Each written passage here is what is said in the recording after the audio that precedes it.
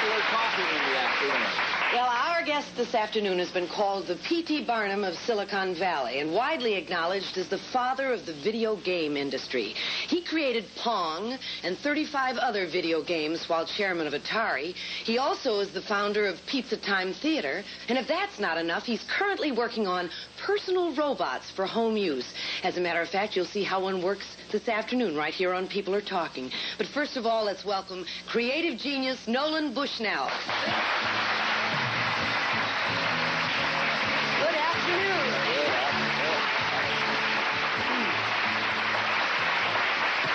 Well, welcome to People Are Talking. It's nice to have you with us, Nolan. When you invented your first video game, did you have any idea that it would take off? I mean, do with it what it's done today? Yes, I did, but I didn't think it'd do it quite as quickly.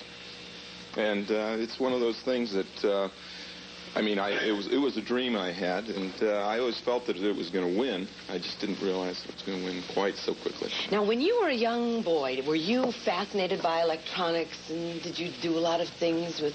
I had a ham radio license when I was 10 years old, and a bedroom that my mother said was dangerous to man and beast. And it was constantly a tinkerer's world for me, up until I discovered girls, of course. Now, the first game that then your bedroom became dangerous too? We won't get into all that. But your first game that really became popular was called Pong. But that was not your first video game invention. No, the first one was called Computer Space, which was an adaptation of the Space Wars that we played in the computer labs all during all during college. What happens, computers are turned on 24 hours a day. And so some of us who really were into computers, we'd come in the wee hours of the morning, you get free computer time just because they had to be going and nobody was using them. So that's when we'd play games. And we used to play Space War and things like that. And it was just a matter of bringing that to popular prices that made Pong and all the others possible. But Computer Space, your first game, really didn't take off, really wasn't terribly successful. What was the cause of that? Well, I loved it. All my friends loved it. But all my friends were engineers. It was very difficult. Use Newton's first law. It was one of those games which was very difficult to play. It took a relatively high technical background. And so I said, the next one, everybody's going to know the rules. Ping pong, tennis. It's going to be something that you'll be able to walk up. And I realized that people didn't read the instructions. Nobody reads instructions. So the game almost had to be able to play itself so that people would know what was happening. So that's how Pong was born. How much money did it take, did you put into Atari to begin that company? $250. And it was... This was in 1972? Yeah, I mean, inflation has taken its toll. It costs a lot more now. But it was actually $500. I cheated a little bit because I had a partner, and he put in $250 himself. So with an initial investment of $500, you started this, and I think Newsweek or Time reported that you are now worth about $70 million. Well, I don't know. Yeah. He's being modest. Well, there's an old saying that says, figures never lie, but liars often figure. You said, let's see, Atari, what, in 1972, are we talking about the $500 investment? No, this was actually 1970. Atari actually was started, incidentally, Atari was started by calling it syzygy. Syzygy? S-Y-Z-Y-G-Y. It's a really neat word. It's in the dictionary. It means a conjunction of planets, and there's a biological term for it as well. But it was a game, it was hard to pronounce, and some other company had taken it. So the time we incorporated, we had to change it to Atari. So Atari means what? Well, it's from the game of Go, which is a polite way of saying that you're about to be engulfed. It's a garde term, saying to your opponent, hey, I made a move, you better do something about it or I'm going to take your man. I see.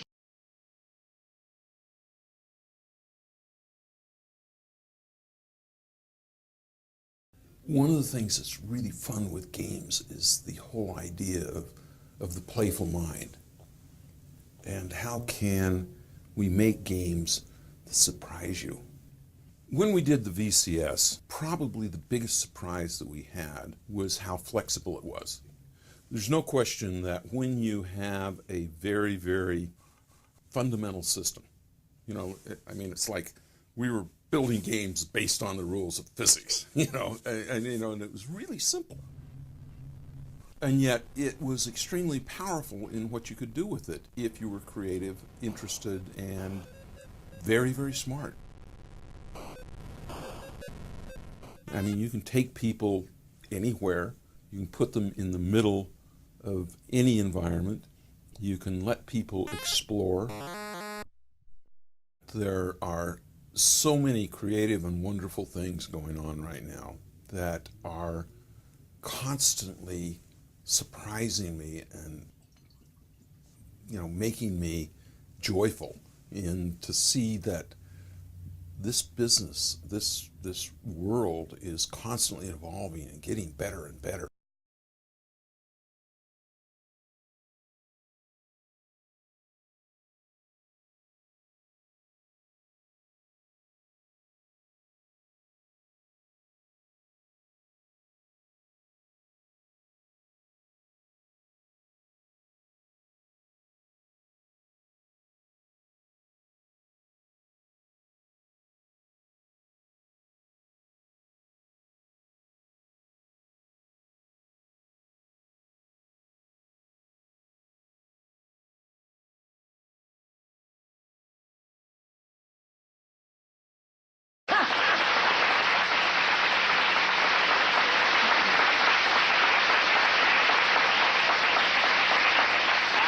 Atari and all, you open up pizza parlors in essence, and you put, what gave you the idea to put entertainment like that in there?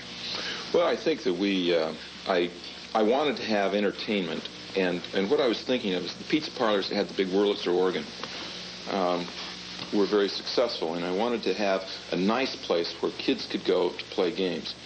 And but the Wurlitzer organs were expensive and hard to find, and I felt that what you really liked about that was the fact that there was a lot of visual happening.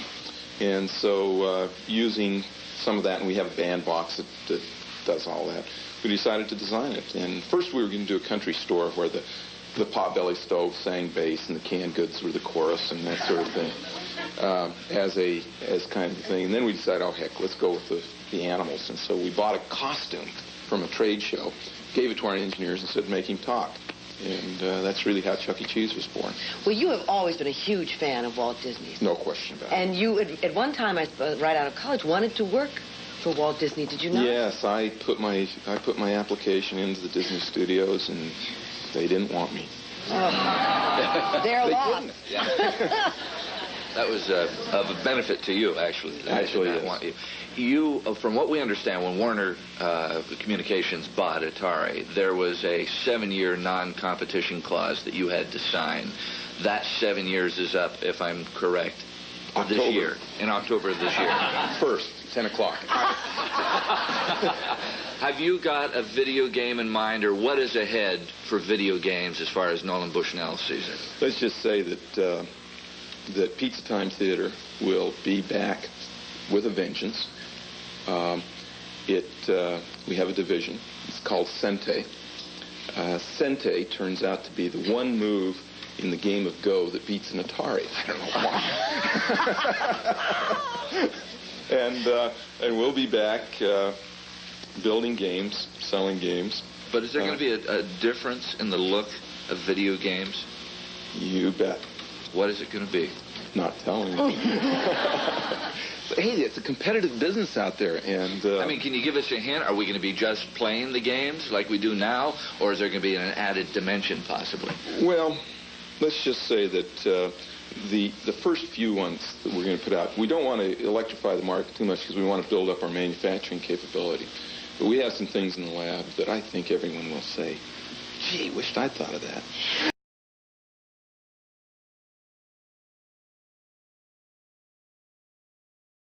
Could spend a heck of a lot more time with you. Unfortunately, we're out of time, but we'll have you back, hopefully. Huh? Okay. Okay. My Nice pleasure. hand for Nolan Bushnell. And I'll be right back. Thank